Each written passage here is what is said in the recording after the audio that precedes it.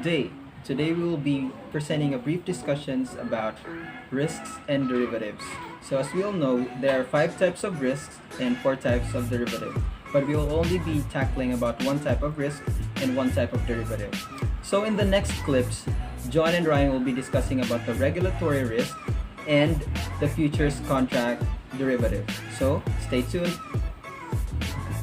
Regulatory risk is the risk that a change in laws and regulation will materially impact the security, business, sector, or market.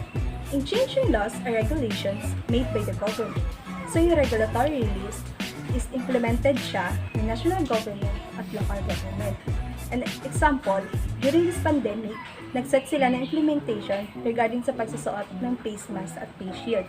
At para naman sa mga company, nagkaroon sila ng skeletal workforce implementation kung saan 50% lang ng capacity ng employees ang pwedeng pumasok at ang 50% naman is work from home.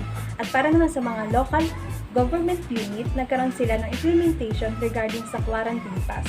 Again, by the government or regulatory body can increase the cost of operating a business, reduce the attractiveness of an investment, or change the competitive landscape. For example, last July 24, 2020, Friday, Cavite Governor John Vic Remulla suspends SM Trece Martires operations for quarantine violations. He issued an executive order suspending the operations of SM City in Trece Martires until further notice for violating the province's quarantine policies. Remulla announced this in a Facebook post on Friday, saying this was the result of the July 22 mall inspection conducted by undercover police upon his orders to check if malls are complying with quarantine rules. This is part of the regulatory risk since he noted as part of the local government unit that Cavite, which is under strict general community quarantine or GCQ, continues to enforce the quarantine pass or Q-pass system to limit the number of people outside their homes and curb the transmission of coronavirus, yet people breach the implemented policy. Guidelines are meant to put order into controlling the pandemic situation. For those who think that the worst is over, you are mistaken. It is going to get worse before things get better, Remulla said.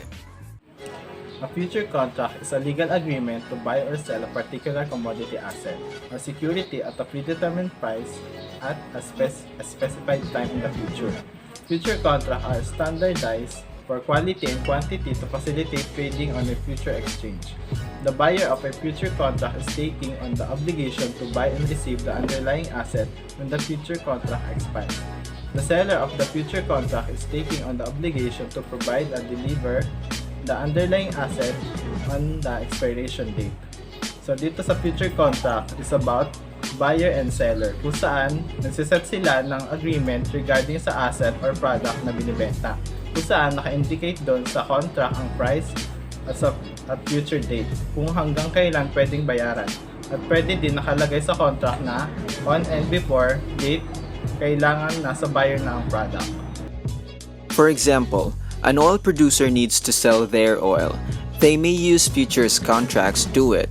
This way, they can lock in a price they will sell at and then deliver the oil to the buyer when the future contract expires. Similarly, a manufacturing company may need oil for making widgets. Since they like to plan ahead and always have oil coming in each month, they too may use futures contracts.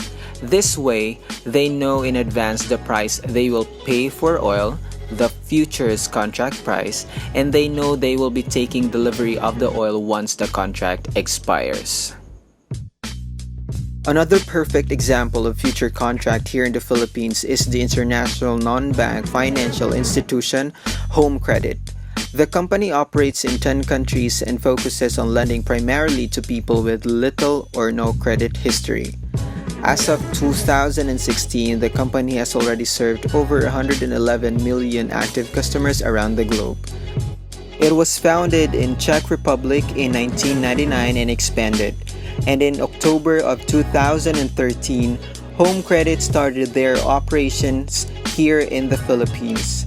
Filipino citizens ages 18 to 68 years old with stable income as employees, entrepreneurs, self-employed professionals, or pensioners can enjoy the loan services of Home Credit, may it be a non-cash loan through in-store financing and a dedicated cash loan through its mobile app.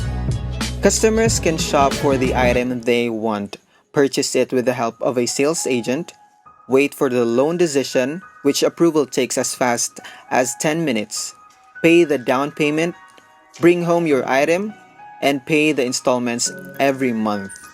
Customers will be given an option as to how long will their payment lasts. Along with it is the contract that states all the loan policy and agreement, in which part of it is to require the customer to pay his or her loan in the said time agreement.